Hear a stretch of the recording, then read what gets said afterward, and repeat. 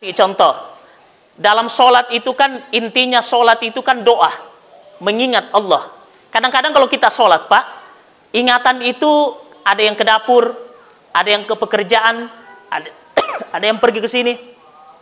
Kata para ulama, sebagaimana kita ingat Allah dalam sholat, itulah pahala kita.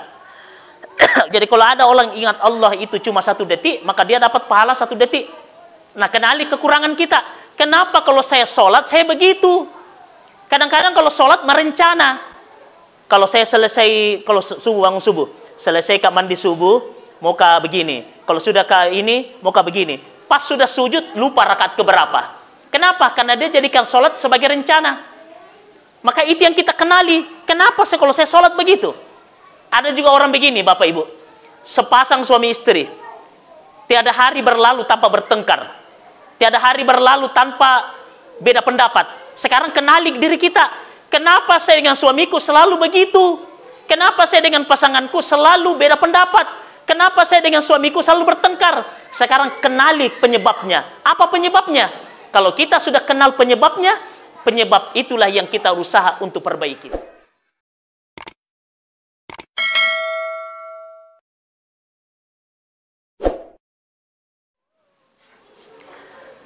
Assalamualaikum warahmatullahi wabarakatuh.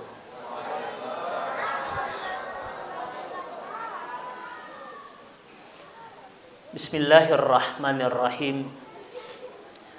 Alhamdulillahilladzi ansala sakinata fi qulubil mu'minin.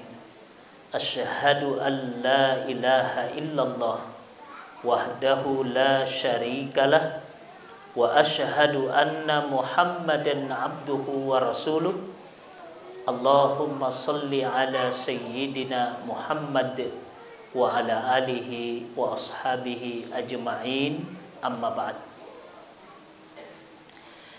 Qala Allah ta'ala fi kitabihil karim, a'udzu billahi minasy syaithanir rajim.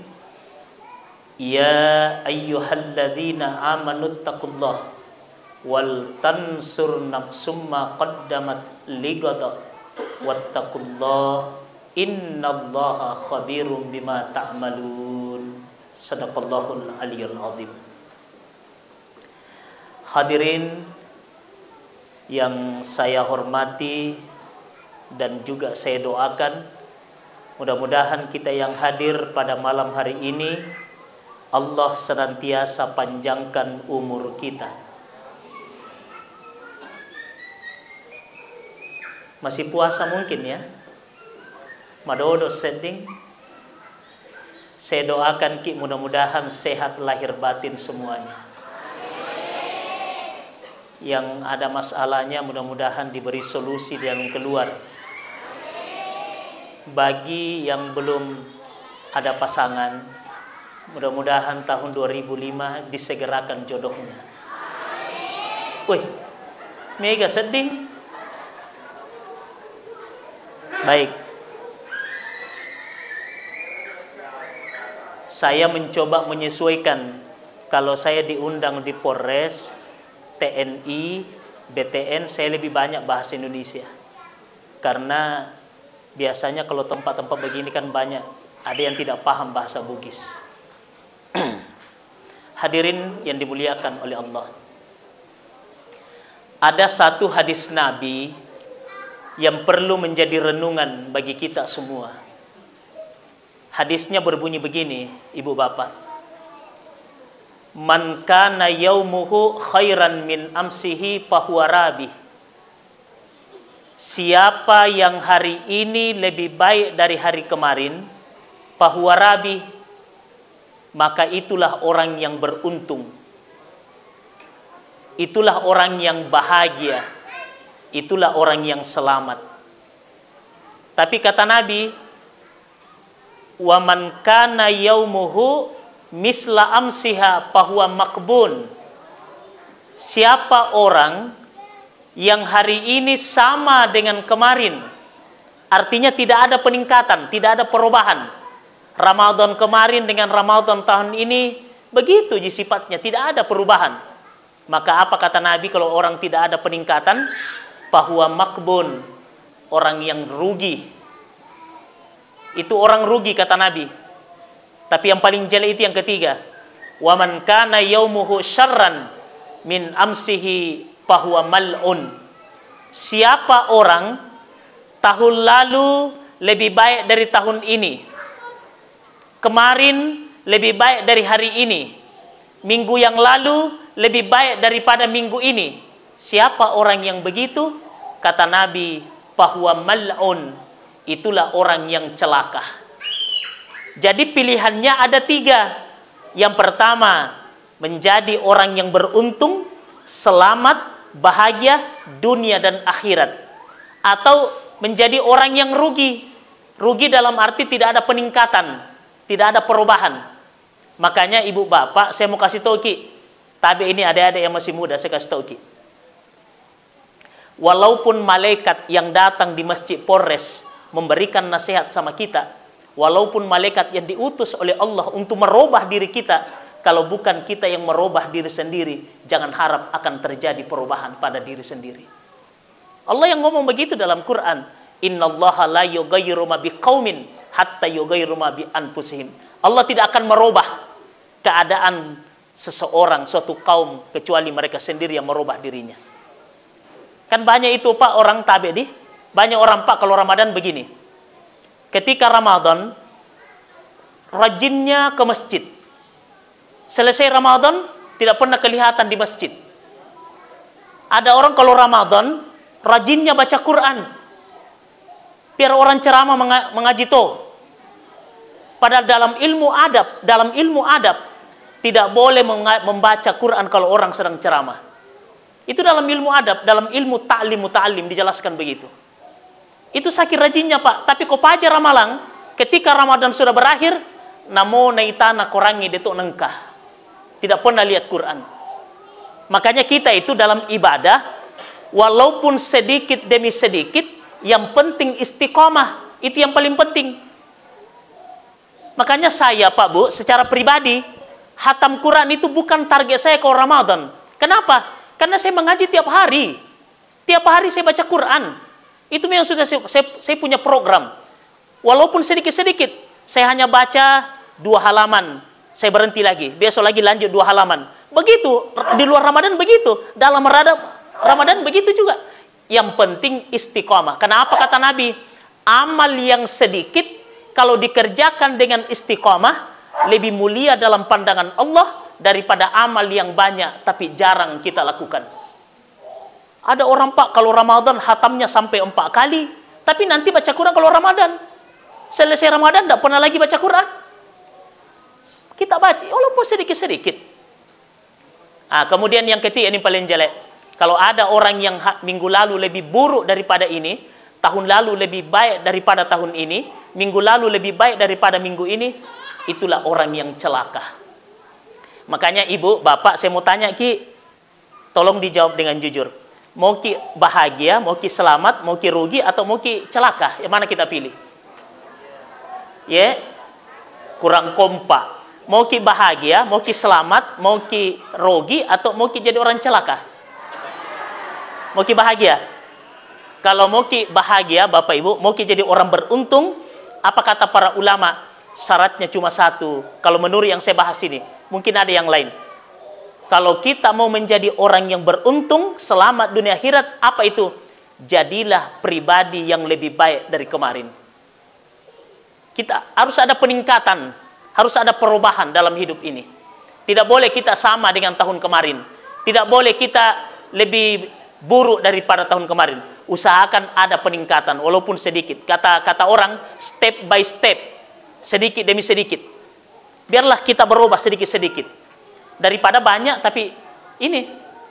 Maka ibu bapak, kalau mau Ki menjadi orang yang punya pribadi yang lebih baik, atau mau Ki jadi orang beruntung, ini langkahnya. Bukan kata saya, ini kata para ulama.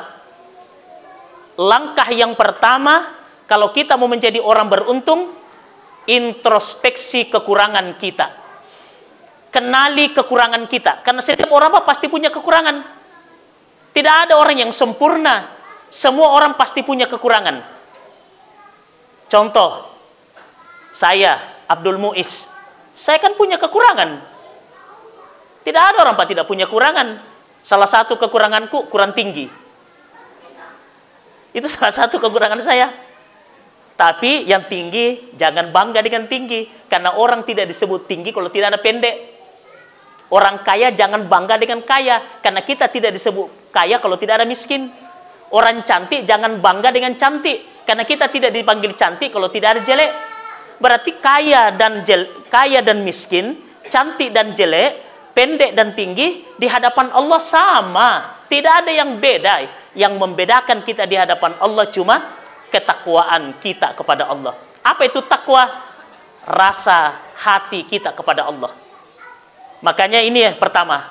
Tapi Pak Budi, apa yang perlu kita kenali pada diri kita? Kekurangan kita. Kenali kekurangan kita. Contoh, saya kasih contoh. Dalam sholat itu kan, intinya sholat itu kan doa. Mengingat Allah. Kadang-kadang kalau kita sholat Pak, ingatan itu ada yang ke dapur, ada yang ke pekerjaan, ada yang pergi ke sini. Kata para ulama, sebagaimana kita ingat Allah dalam sholat, itulah pahala kita.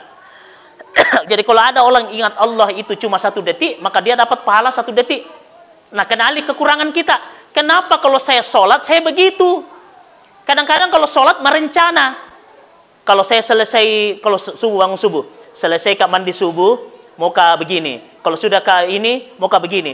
Pas sudah sujud, lupa rakaat keberapa. Kenapa? Karena dia jadikan sholat sebagai rencana. Maka itu yang kita kenali. Kenapa kalau saya sholat begitu? Ada juga orang begini, Bapak Ibu. Sepasang suami istri. Tiada hari berlalu tanpa bertengkar. Tiada hari berlalu tanpa beda pendapat. Sekarang kenali diri kita. Kenapa saya dengan suamiku selalu begitu? Kenapa saya dengan pasanganku selalu beda pendapat? Kenapa saya dengan suamiku selalu bertengkar? Sekarang kenali penyebabnya. Apa penyebabnya? Kalau kita sudah kenal penyebabnya, penyebab itulah yang kita usaha untuk perbaiki. Nah ini, tabe ini, boleh saya cerita dulu? Boleh? Saya mau cerita begini Pak, saya mau kasih contoh. Ada lubang sumur yang sudah tidak dipakai, tiba-tiba jatuh seekor sapi dalam lubang itu. Ini sapi berusaha untuk keluar. Dia berjuang untuk keluar dari lubang, tapi dia tidak bisa keluar. Di saat ada perjuangannya dia berusaha keluar dari lubang, tiba-tiba datang orang buang sampah ke dalam lubang itu. Maka seluruh punggung sapi penuh dengan sampah. Tapi sapi ini tidak marah dengan sampah itu. Cukup dia goyang-goyang badannya, maka sampah itu jatuh di bawah telapak kakinya. Maka semakin banyak sampah yang jatuh, maka akan dia semakin naik ke permukaan. Begitulah juga diri kita. Semakin kita kenali kekurangan kita, jangan kita marah. Makanya Pak, kata para ulama, kalau kita mau kenal diri kita, maka tanyalah orang yang paling dekat dengan kita. Misalnya istri, tanya suami kita, Pak, apa kekuranganku? Bapak juga bertanya, Ibu, apa kekuranganku? Guru, tanya muridnya.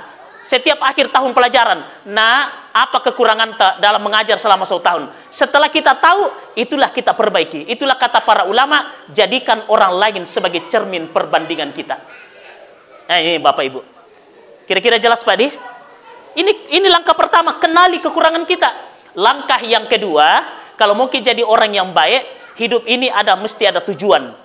Tidak boleh kita tiba masa, tiba akal. Harus ada langkah.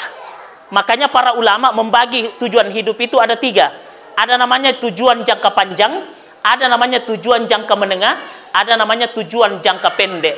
Apa tujuan jangka panjang kita? Cita-cita kita, harapan kita, setelah kita meninggal dunia, kita ingin masuk ke dalam surga karena rahmat Allah. Itu namanya jangka panjang. Apa tujuan jangka menengah kita? Sebagai orang beriman, ada kerinduan ingin datang ke tanah suci dan Mekah dan Madinah. Apa tujuan jangka pendek kita? Maka itulah program harian kita. Makanya bahwa Bapak, kata para ulama, jangan bangkit dari tempat tidur, jangan kita tinggalkan tempat tidur kalau pagi sebelum kita punya rencana apa yang kita mau lakukan hari ini. Karena tidak boleh kita tiba masa, tiba akal, mesti ada program. Mesti ada program, karena orang yang hidup tanpa program, tanpa tujuan, bagaikan orang yang berlayar di lautan, tenaganya habis, biayanya habis, tapi tidak ada hasil yang diperoleh. Begitulah kalau kita hidup tidak punya tujuan. Masih ada beberapa langkah ibu bapak, tapi saya mohon maaf karena waktu yang membatasi kita. Saya kira demikian. Terima kasih atas segala perhatian. Wabillahi taufik wassa'adah. Wallahu muwaffiq ila aqwamit thariq. Wassalamu alaikum warahmatullahi wabarakatuh.